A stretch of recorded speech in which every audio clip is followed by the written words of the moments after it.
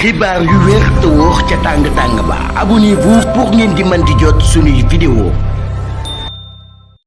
dal leen ak jàmm seen bi di Buzz 221 HD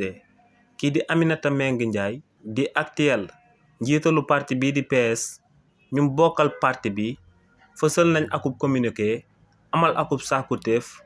jëmale ko ci jëmmam ci communiqué bi nga xam ne waa parti bii di PS daal dinañ koy fësal lu ñuy sàkku ci Aminata Mbengue Ndiaye moom mooy mu daal di démissionné ci num gën a gaawee ndax ñoom ne depuis ba Aminata Mbengue Ndiaye jëlee leng yi di jiite parti boobee di PS ne gisuñ benn jéego bu am solo bum daal di amal waaye tamit ñoom ne ci lu yàggul dara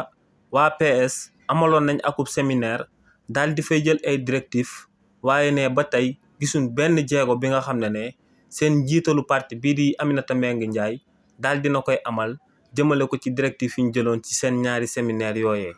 ñoom ne tamit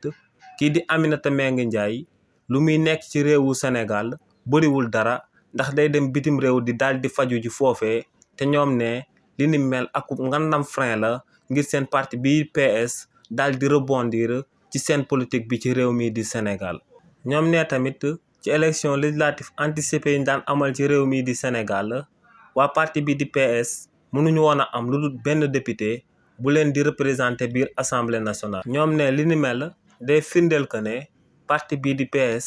politiquement daal dinay dee te ne lu leer ba am moom mooy que ne